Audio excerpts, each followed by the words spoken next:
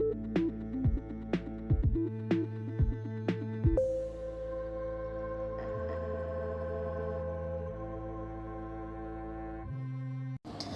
guys, welcome back to Storycraft. It's Priscilla here with another story and crafting session for you guys today. And I am super excited because it's still April, which means we're still talking about cats. For the month of April, I've decided to do a cat theme. So come along with me while we get to some awesome tales. I will not stop making puns. You cannot make me. I'm really excited because today I'm going to tell you guys the story of the white cat. And this story I originally heard in Andrew Lang's Blue Fairy book. I'm still going through that book. It's a treasure trove. I have access to all of them, so expect to be hearing about Andrew Lang quite frequently. But he was just the guy who curated the stories. This tale actually comes from France, from a woman by the name of, I'm going to butcher it, Madame de Aulnoy. And she's actually the woman who, in her own writing, coined the term fairy tale. I believe, and I'm going to butcher this as well because I am not French, she coined the term conte de fées, which means fairy tale, essentially. And that's where we get the word that we've been using for the stories that we tell on this channel and around the world, which is amazing. I was super excited to find out that little tidbit about her. I want to look up more about her. I don't have any of her books or anything, so I'm going to work on that. But at any rate, I'm going to fangirl over this madame for a while. I'm going to tell you her story, so maybe you guys can start fangirling too. So let's just jump into it. Our story begins, as they all do, once upon a time, with a king who had 3 sons, and he had a problem. The problem was that he just loved his boys so goddamn much. He loved them so much, you guys. I can't even explain to you the level of love this dad had for his sons. He had so much love that it actually caused him great consternation because he didn't know who to give the kingdom to when he decided to step down. And he's getting up there in age, so he's ready to retire and let one of his sons take over. But instead of just going with the traditional first child gets to rule the throne, he was like, I don't know, I just love all you guys. I couldn't possibly pick a favorite, and I'm one of those parents who just doesn't have a favorite child, even though we all know that your parents totally have a favorite child. He was like, I swear to God, guys, I don't have a favorite. And I feel like they all just cornered him and were like, tell us who's your favorite. And he was like, I don't know, I just love you guys so much. There's no way I could possibly pick. And this actually became sort of an issue because everybody else noticed that the king was getting older. And they were like, oh, what are you going to do? And he was like, I don't know, I don't have favorites, guys. There's no way I could possibly pick one. So all of his advisors get together. They have a little meeting with the king. They're like, we got to pick a successor. You have to name somebody. And he's like, gosh, I don't know. I don't want to hurt anyone's feelings. I love my boys so much, you guys. So I couldn't possibly pick one. So they were like, okay, well, why don't you have a contest between your sons, and whoever wins gets, to be the next in line for the throne. And he was like, brilliant, because then I don't have to make the choice myself. And you might be wondering, what kind of contest would this king come up with so that it would be a fair and equal trial for all of the sons that he just loves so incredibly much? Turns out it's a popularity contest, because it's going to be whoever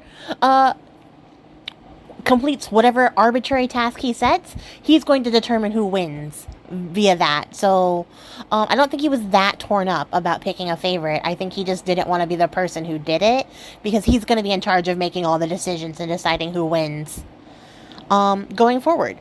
So that's what he does. He tells his sons, hey, I have 3 trials for you to complete. You get a year to complete each trial because I might be getting older, but I'm not dead yet, so there's no rush. And whoever completes these 3 tasks and proves to me by completing these 3 tasks that they love me as much as I love them, then I will give that son the throne. And the boys are like, why don't you just tell us which one of us can have the throne? It's really not a big deal. And he was like, no, I couldn't possibly pick a favorite. So he tells them that for the first task, they need to go find him a dog. And not just any dog, because he's a king. So he can't just have any dog. But, when he settles down to retire, he would love to have a teeny tiny, super pretty, dog companion to keep him company while he, does whatever he chooses to do in his retirement. Plays a couple rounds of golf, travels the countryside. I don't know what this king planned to do, but he wanted a dog companion for it. So he said, whatever son brings me the smallest, cutest dog wins. And like, on a spiritual level, as an aside, I feel that in my heart. I would be like, show me how much you love me by bringing me a furry companion. I would probably go with a cat, but he said dog, and I respect that choice. I don't see anything wrong with this, and his sons didn't either, because they all set out to do the task. So they all, venture forth from the castle, all three boys at the same time, and everything is pretty amiable, everyone's having a good time, and then the two older sons are like, okay, well, we're gonna go this way, we don't really care which way you go, because we know that no matter what, you're not gonna find a good dog better than us. And you're kind of like a daydreamer layabout, so you suck, basically. Basically, you suck, so we're not even worried about you. So the two older sons take off, and I'm just going to add now, they're not named. No one is named except for, you'll see.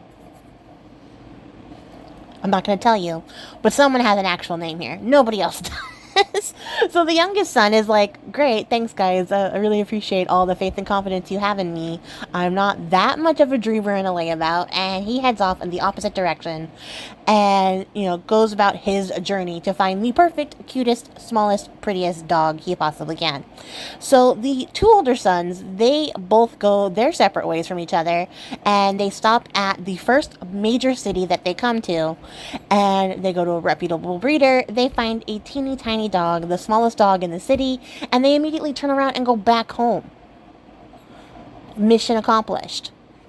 And when they get back home, the dad notices that, like my oldest son brought me this little teeny tiny dog that fits in the palm of my hand and is as black as night. Fantastic. And my second son, he brought me an even tinier dog that fits even less in the palm of my hand. I can't think of a good metaphor right now. And it says, yellow as the sun. These are both great dogs. And they're like, great, mission accomplished. We love you so much. We found really great dogs. And he's like, yeah, I know. This is great. But I did set an arbitrary year-long timeline. So let's give your brother a chance. So, the youngest son, you might be wondering, did he also stop at the first major city and get a dog from a reputable breeder? No. He stopped at every single town, village, Bywater Creek Pass, ramshackle hut he could find, and inquired about the dogs within. And every place he went, he would find a cute little tiny dog, and he would buy that dog. He would go to the next place, find an even cuter, tinier dog, sell that, and then just continue on his way. And he continued in this way for quite a long time. Like a couple of months were spent going from place to place, buying a dog, being like, this one is super cute, I love this one so much. Then going to the next town and being like, oh my god, but that one is even cuter. Selling that dog, which, like, poor dog, every single dog this man encountered, so he could buy a new dog. And it got to the point where he started to get really frustrated because he couldn't decide which of these dogs that he was just buying and selling and, like, trafficking across country and city lines was, the best dog for his father. So he just sold all the dogs that he had in his possession because he was like, and he couldn't have, like, all these dogs come with him. He couldn't have, like, 200 dogs come back with him to the palace. So he just gave up and he sold them all and was like, I have to have a better strategy because this is a little chaotic. So, he continues to wander on his way and try to think of a better plan, to find the perfect dog for his father, when he finds himself wandering through the woods. And as he's wandering through the woods, he happens upon this castle that he's never seen or heard of before, tucked way deep into the heart of the woods. And he's just like, whoa, this is weird. I've never heard of this place.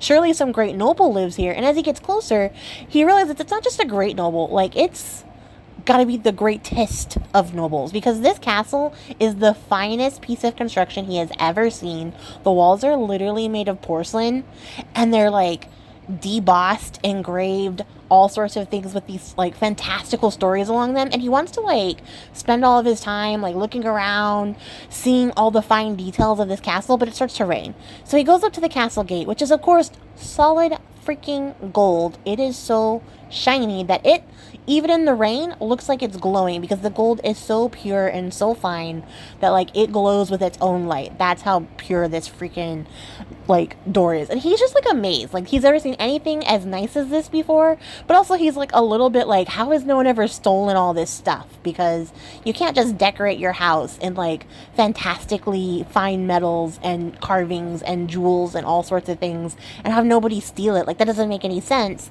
And he continues to think about this as he pulls on the literal like doorbell pull, the bell pull, that's what it's called, made of diamonds. It's a diamond chain, and he's like, how has no one stolen this? Like, I don't understand. Which, like, as like a person who also has a raven brain, I also would like to find out how no one has stolen that, because that would be my first thought with my little like ooh shiny brain, would be to steal that shit, because like it's just out here in the open where anyone can have it, so therefore free raven logic.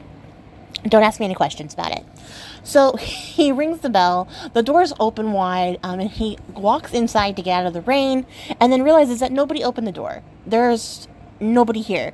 And as he's looking around, the doors close on their own, and then he feels a hand, like just a hand, without a body, no body, guiding him through the hallway, which he also notices is lavishly decorated. There's like literal stained glass made out of like jewel, and like there's so much stuff in here that I can't describe it. The original story describes it in great detail. I'm gonna skim right through that, but like we're talking every gemstone you can think of, it's there. Floors, shiny, mother of pearl. It's almost kind of gaudy, but it's super, super beautiful because everything is just so spectacular. And he's like awestruck as he's moving through. So awestruck that he doesn't realize he's being guided along by an invisible servant, and that doesn't creep him out at all because that's how fancy this place is.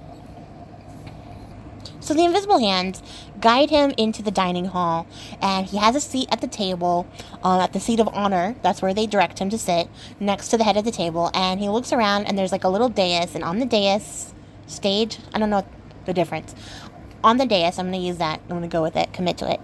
All these little cats appear, and these cats are dressed in like really fine clothes of velvet and silk, and they have little tiny cat instruments, cat-sized instruments. They're not instruments made of cats or in the shape of, they're just cat-sized instruments, and they stand up and they start to play cat music, which I have to imagine was a lot of caterwauling because puns keep punning, and he doesn't understand it, and he doesn't actually appreciate it because it's a little bit discordant to his normal human ears. So he tries to politely appreciate it while also stuffing his fingers in his ears.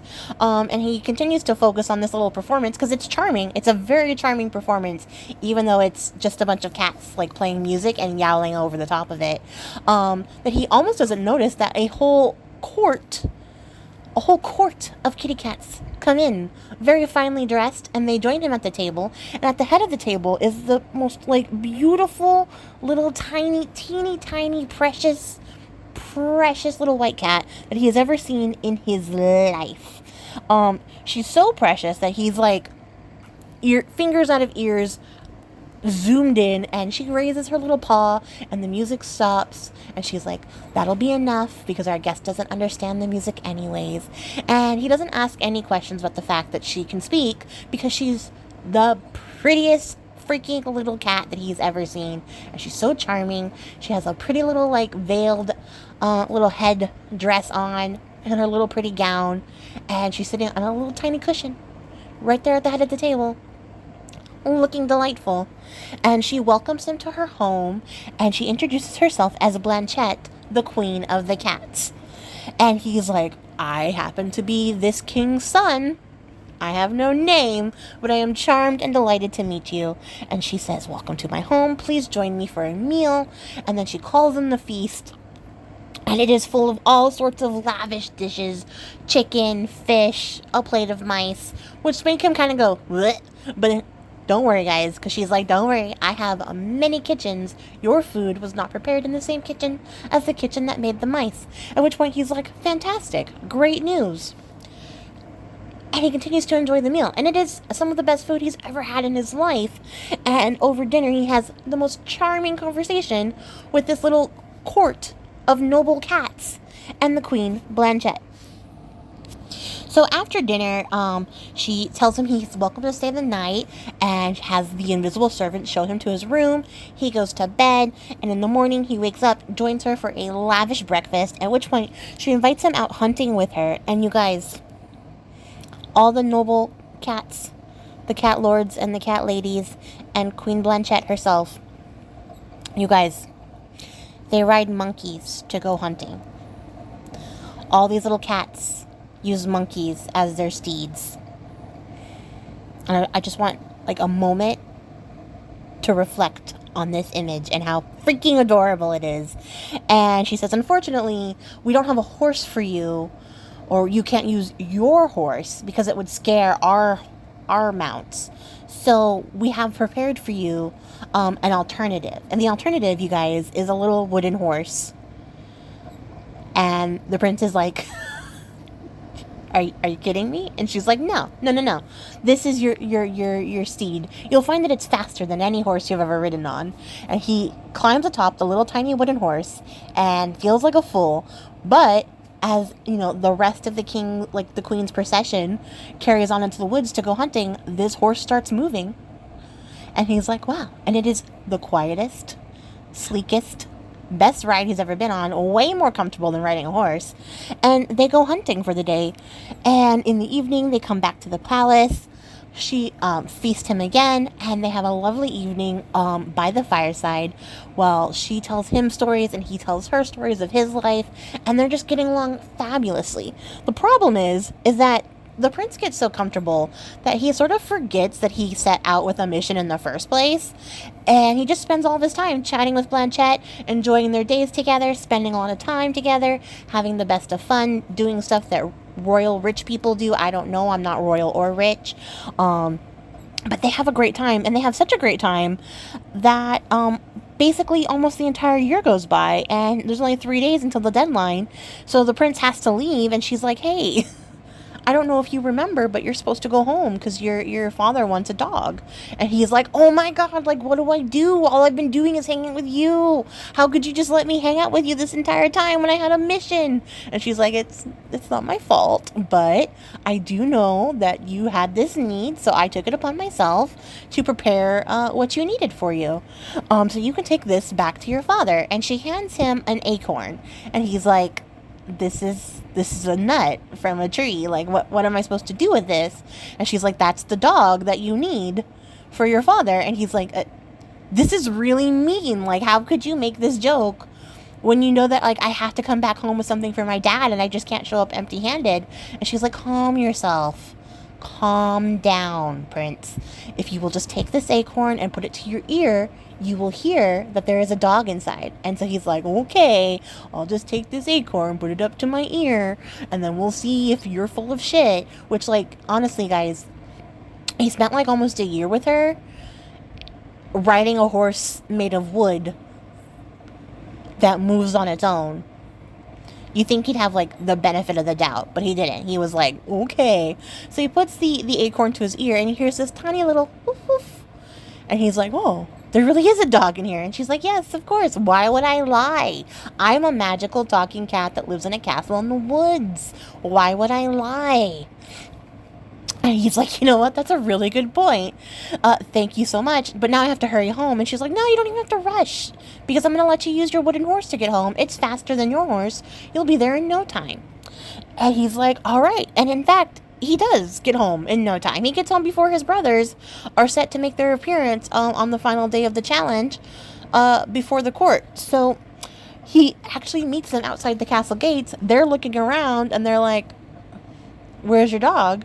And he's looking around because he doesn't want to spoil the surprise that he's got a dog inside of an acorn. So he looks around, sees this stray dog like eating out of the trash, and he's like, that's my dog. And they're like, what? Okay. So his older brothers are like chuckling to themselves, thinking that they have this contest in the bag. Their father will have to pick between one of the two of them. Their brother is a loser, and they offer to walk back up to the castle to meet their father all together. And he's like, yeah, okay. So now he has to like convince this stray dog to come along with them. Turns out stray dogs are very food motivated, so it was not very hard, but he gets this little mangy flea ridden dog to follow him up to the castle. The princes make a formal presentation of their dogs to their father. The dog's like, yes, the dog is black as night, super, super cute. The dog is yellow as the sun, really, really cute. In fact, even a little bit cuter because it's a little bit smaller. And what do you bring me? And the king is just kind of looking like, I see that mangy dog behind you, and I really hope it's not the dog that you brought me, because that would be really freaking inconsiderate when I asked for a super cute dog. And his son's like, no, don't worry, Dad. Don't worry, Dad. I have this acorn for you. And the king's like, oh, an acorn, when I asked for a dog. Oh, okay. And he's like, trust me.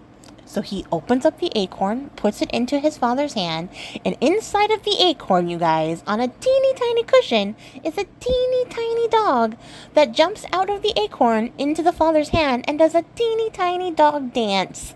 And it is charming and delightful, and the king is instantly smitten because this is the cutest, tiniest dog ever, and that was part of the challenge. It had to be the smallest dog. So obviously the youngest prince is the clear winner of this challenge because he has a tiny dancing dog that lives in an acorn. And the king is super, super impressed with him. So he's like, great. And his brothers are mad and they're scowling and they're a little bit unhappy because they're like, how are we supposed to compete with a dog and an acorn? We didn't know that was possible until today. Instead of asking their brother, like, questions, like, where did you get the dog? They just glare at the back of his head while the king is like, well, shoot. This is the best thing I've ever seen in my life and should be the automatic win, but I guess I said 3, so we'll just keep it fair. And for your next task, what I would like is a piece, like a cloth of muslin, so fine that it can pass through the eye of a needle. Which, like, I want you to look at the muslin that you own if you are a crafter. Any fabric, really. And then just debate on whether or not you could pull that piece of fabric through the eye of a needle. And then tell me that the king wasn't taking the piss. Because I feel like he was. But the older brothers were, like, not really thrilled at having to, like, go back to work to find some more stuff for their dad. But they were happy to have another chance to best their younger brother because they definitely didn't want him to get the throne. So they leave. The youngest son is like, okay, I mean, I just won, but all right, I'll go back out too. So they all set out and they go the same directions they did before. The youngest son takes the wooden horse all the way back to the cat's castle. When he gets there, he tells Blanchette, like, hey, I'm back. You won't even believe this. And she's like, say less. I already know what you need. It's going to take me some time to get that prepared, though. My castle does have the best weavers in the world, so don't worry. But, like, why don't you just chill with me while we get this ready?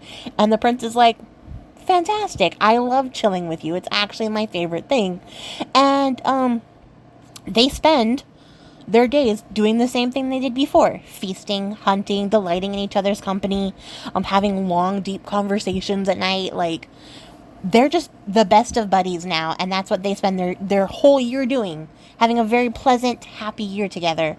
And at the end of the year, the cat tells him, hey, you only have like a day to get back home. And he's like, oh my God, I took more time to get back home with the wooden horse than this. Like, how could you do this to me again? And she's like, again, I'm a magical talking cat who lives in a castle in the forest. Do you think I would make it so that you wouldn't get home on time? And he's like, you know what? You're right. I'm sorry. I'm being really dramatic right now. And she shows him that she's prepared a chariot for him. And this chariot's like 50 times faster than the wooden horse. So he can get back there in just like a couple hours. It wouldn't even take that long.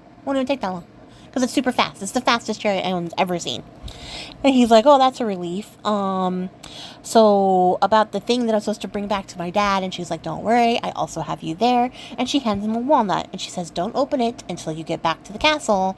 That's very important. Do not open it. And unlike most people in a fairy tale story, the prince actually listens and does not open it, which is amazing. He really trusts Blanchette. I really just appreciate that he's able to follow directions. He puts the walnut in his pocket, jumps on the chariot, and heads right back home. Before I forget, though, before he left, because he was so grateful to Blanchette for not only hosting him for 2 years now, but also for coming in clutch with all these challenges for him, he was like, you know what? If you asked me, Blanchette, my sweet, I will give up this quest to become the next king and stay here with you for the rest of my days if you would ask it of me. And she says, nope, I actually wouldn't ask that of you. I need you to go back. But don't worry, I'll see you again. And he says, okay, all right. So he jumps back in the chariot, takes off, gets home. He actually gets home at the very last possible moment. So his brothers are already in the courtroom, the king's court, showing off the muslin cloth that they have gotten woven at, again, the first big town they stopped at, because they weren't going to be looking all over the world trying to find this shit for their dad that any muslin will do. So they're there in the king's court, boasting about how fantastic their muslin is. And in fact, they both were true to their words. They did bring very fine muslin, and they were able to pass it through a needle with a very large hole. Or I guess an eye. It had a very large eye on the needle, and they were able to pass their muslin through, and they were like, see, look how fantastic our muslin is. It's the finest muslin. And the king is like, yeah, that is very fine. It goes through that needle just fine, but what about this needle? And the king produces a needle with a teeny tiny, like the tiniest needle eye hole possible. And they're like, it's not going to fit through there. That's impossible. And they're a little bit miffed because they're like, is this a trick? Like, I feel like you're tricking us. Like, you didn't want us to win this task. And honestly, I'm with these two jerky brothers. I feel like the king's like, I actually didn't want to step down. I don't want to have to be responsible for choosing who's going to succeed me anymore. I don't like this game. So here's a teeny tiny needle that no one can pass the cloth through. It's actually physically impossible by the laws of physics. And yeah, I'm just going to present this. If you can't pass it through here, then nobody gets to be king. I'm king forever. God king. It's not weird at all. So anyways, while the king is doing this and his two older sons are like, what the heck, Dad? The youngest son arrives and he presents the walnut to his father and says, inside is the muslin which you seek. And they're like, okay, well, show us. And his older brothers are like, you can't put cloth in a walnut, you freaking dingus. Like, what are you doing? Like, they didn't just watch a year ago a dog come out of an acorn. No, they forgot all about that. So the prince opens up the walnut, and inside he finds a hazelnut. And he's like, okay. So he cracks open the hazelnut, and inside there is a cherry stone. And he's like, okay. And the king starts laughing because he just thinks, like, it's in a nutshell. It's funny. It's a pun. So it's cracking up the king. The prince is getting progressively more frustrated. He breaks open the cherry stone and finds the little kernel for the cherry seed in there. And he's like, great. So he cracks that open, and inside of that is a grain of wheat. And he's just like, oh my God, why is this Russian nesting dolls? And he cracks open the grain of wheat, and inside of the grain of wheat he finds a millet seed. And at this point he's like, Blanchette has ruined me. She has decided to make fun of me and to humiliate me in the worst way, and I don't understand why. And while he's having this moment of like existential dread and like just throwing Blanchette spiritually under the bus, he feels this little cat swipe on his hand, and he's like, ow, the shit, that fucking hurt. And he takes that as a sign to continue because Blanchette is annoyed with him. And he cracks open the little tiny millet seed, and out of the millet seed comes 14 L's of fabric. And I had to look up what an L was, you guys, because nobody uses that. At least I don't use that, so clearly nobody else does. 14 L's of fabric is 17 and a half yards of fabric. So 17 and a half yards of the finest, glimmeriest, most beautifulest muslin comes out of a millet seed. And everybody in the courtroom is like struck stupid. They're absolutely dead silent because they cannot believe what they're seeing. There's just this enormous eruption of fabric out of a millet seed.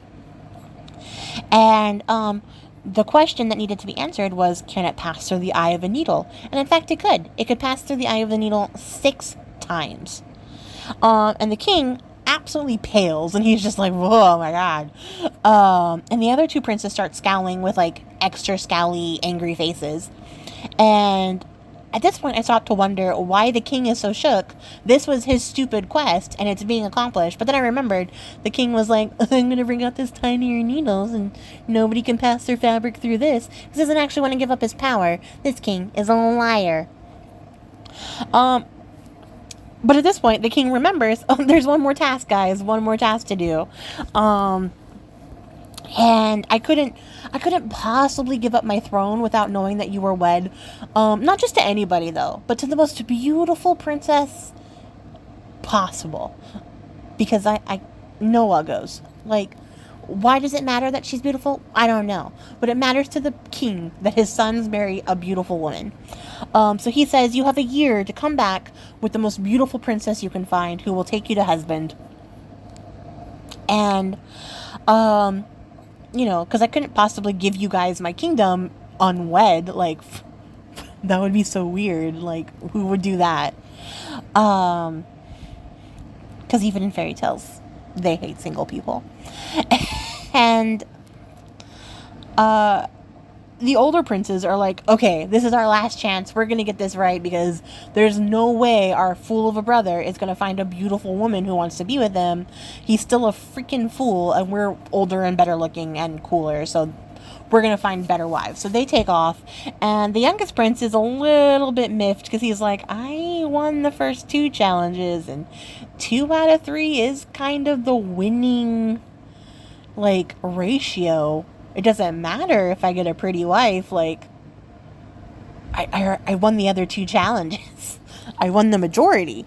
But he doesn't complain because he's really polite. He just continues to, you know, internalize that as he leaves and takes the chariot back to Blanchette. It doesn't matter. He's just going to spend his days hanging out with Blanchette anyways, because he won the first 2 challenges. He's a winner in his eyes.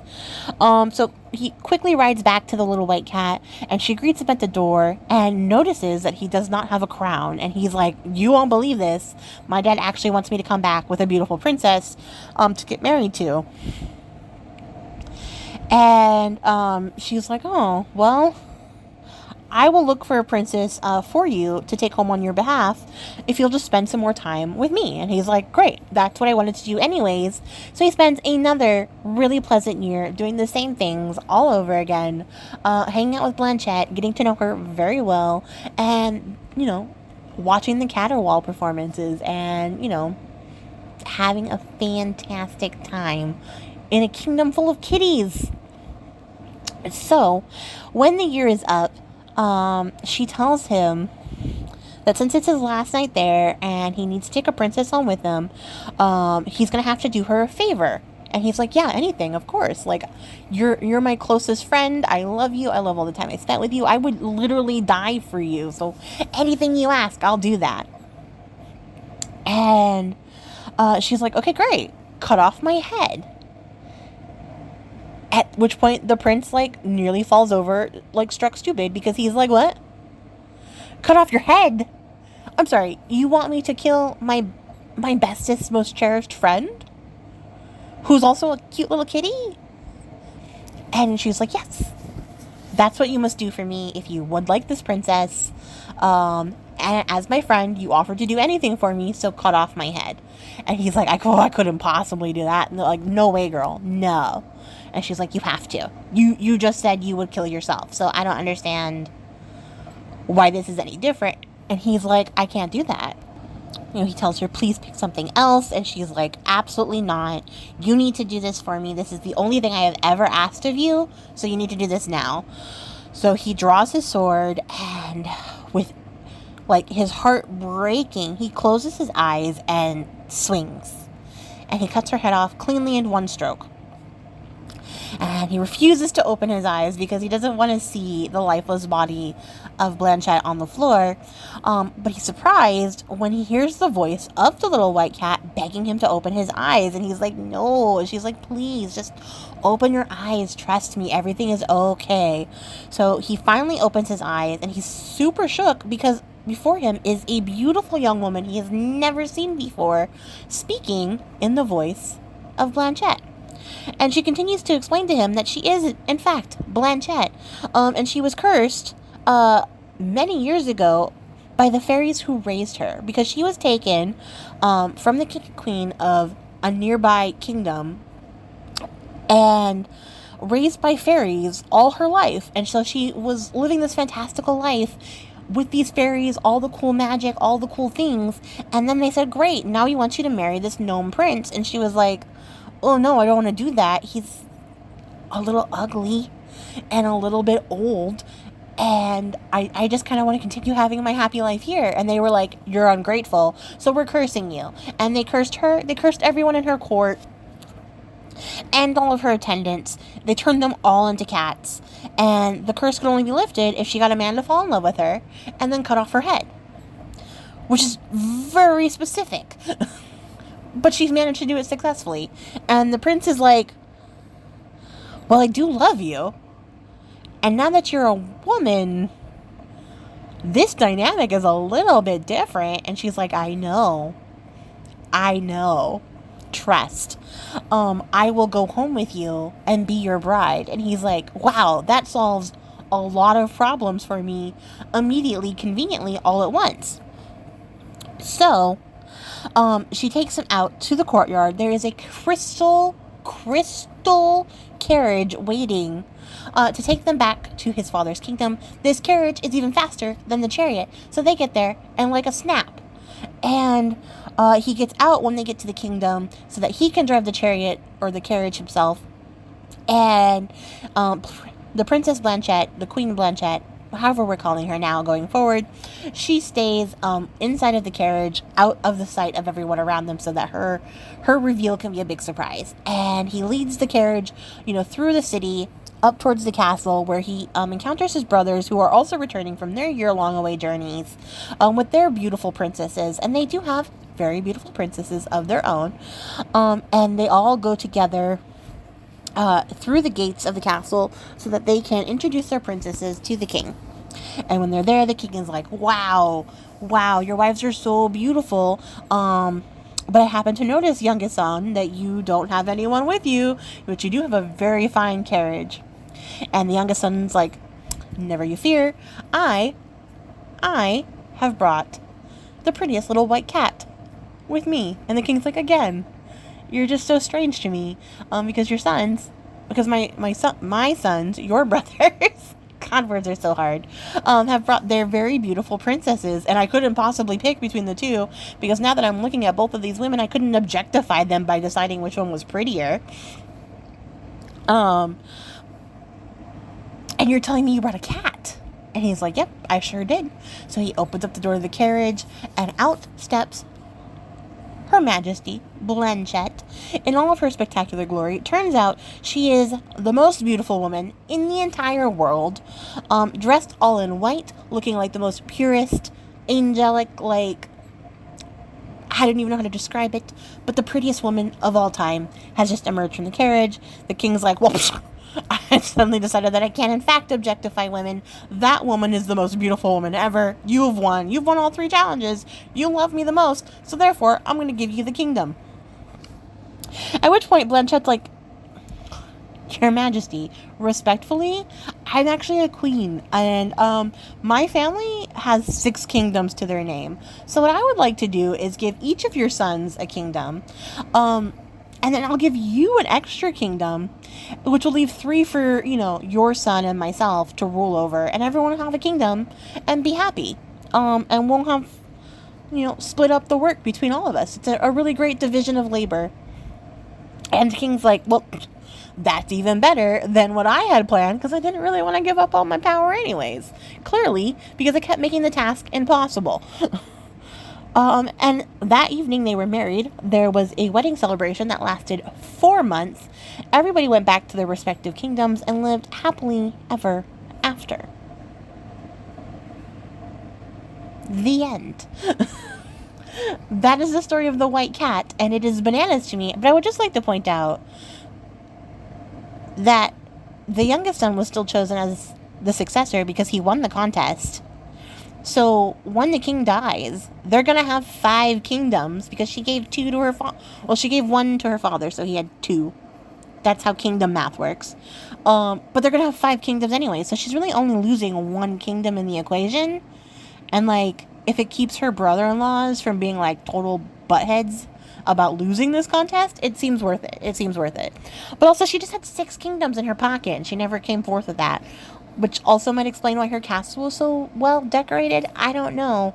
Something here about Eat the Rich comes to mind, but I haven't decided. Because I do like this story. And I do really like Blanchett. And I love, like, a girl who can take control of a situation and be like, I got this. I got this. I'm on this. Everything is settled. Everything is square.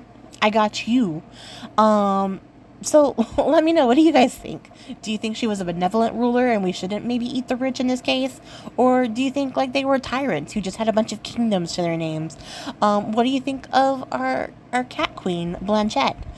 I think this is a really sweet story. I think it's a really cute and precious. And I just love that, like, our main characters here got to spend some time together, actually getting to know each other before they were like, oh my god, I love you, let's get married. Because 3 years is a long time to know somebody before actually getting married. Although I don't know how, like, the cat to human transition would have, like, worked. Like, at what point? I don't understand. I'm not going to ask that many questions because it's going to make me uncomfortable and make you guys uncomfortable, and we don't need that in our lives. But I will say I did really enjoy this story. I do want to go look up more of Madame d'Aulnoy's fairy tales to see what other, like, goodies she has here. Surprisingly, you won't be able to tell by the length of this because I got very chatty in the middle of the story. Cut out a lot of details from her story because there were a lot of details in her story. She writes very detailed works, kind of like on the same level of detail as, like, Anne Rice, if you've ever read any of her stuff, where the point where I was like, I don't care what the doorknobs are made out of, just can we move along? That kind of level of detail. But it is really beautiful writing, so I really did enjoy listening to her story. I also left out the part where Blanchett kind of roofies him with, like, fairy wine so that he forgets what he was supposed to be doing there. Because I just thought that wasn't necessary. She doesn't need to do that. He doesn't really seem, like, super motivated anyways. And there's a whole, like, backstory I also left out about her being, like, in love with another man who dies and then is reincarnated, and it turns out to be the prince, and she can only be freed if her reincarnated lover comes to free her. That was really convoluted. I left that part out and went for, like, other versions of the story that were a little bit more succinct. So let me know what you guys think about all of that, and I will catch you guys all in the next one. If you made it to the end of the video, I appreciate your face, and if you have a suggestion for a story you'd like to hear for Storycraft, let me know in the comments below. Until then, I will catch you guys all in the next one. Happy crafting! Bye!